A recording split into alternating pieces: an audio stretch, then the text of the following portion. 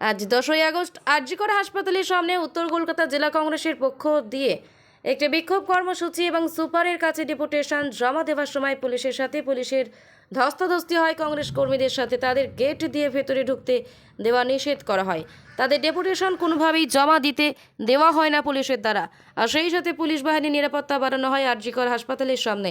এই বিক্ষোভ কর্মসূচির মূলত বিষয় ও দাবি হয় কর্মরত মহিলা ডাক্তারের হত্যার জবাব চাই, সকল দোষীদের দৃষ্টান্তমূলক শাস্তি চাই।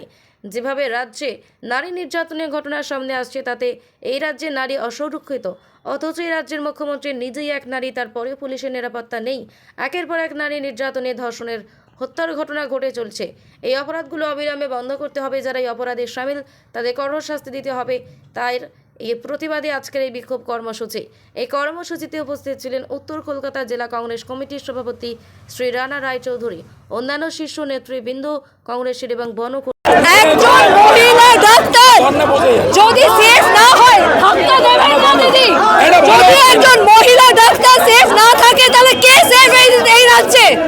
আমরা চাই, এখানে সিসিটিভি ছিল না, বহিরাগত মানুষের অ্যাক্সেস কি করে হলো? আমরা উত্তর চাই এবং পুলিশ আমাদের ঢুকতে দিচ্ছে না। আমরা সুপারের সাথে দেখা করতে চাই, একটা ডেপুটেশন দিতে চাই।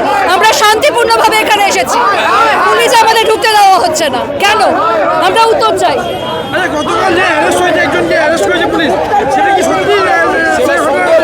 সন্দেহজনক, আমরা জানি না। প্রথমে তো পুলিশই বলছিল এটা সুসাইড কেস, ধামাচাপা দেওয়ার চেষ্টা চলছিল।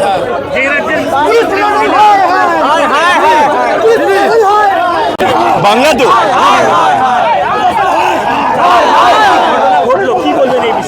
দেখুন, এরকম বিষয়ে কলকাতা শহরের বুকে এরকম একটা ঘটনা ঘটেছে, এর থেকে খারাপ কিছু আর হতে পারে না।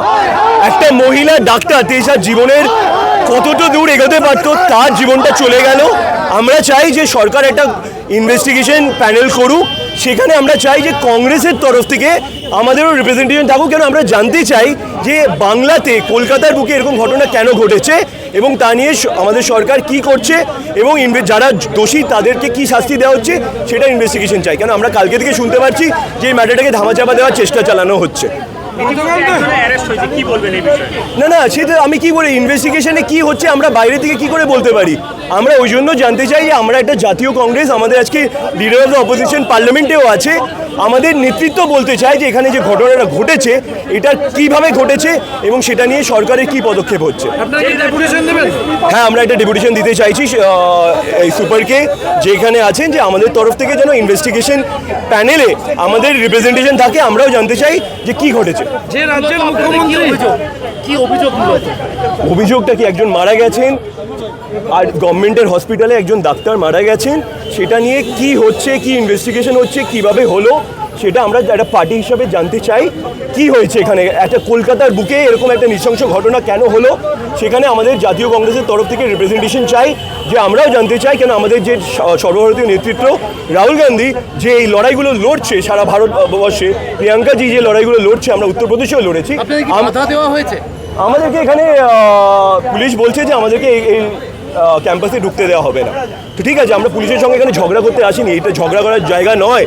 আমরা এখানে আমাদের রিপ্রেজেন্টেশন করতে এসেছি। ডেপুটেশন দেবেন? হ্যাঁ।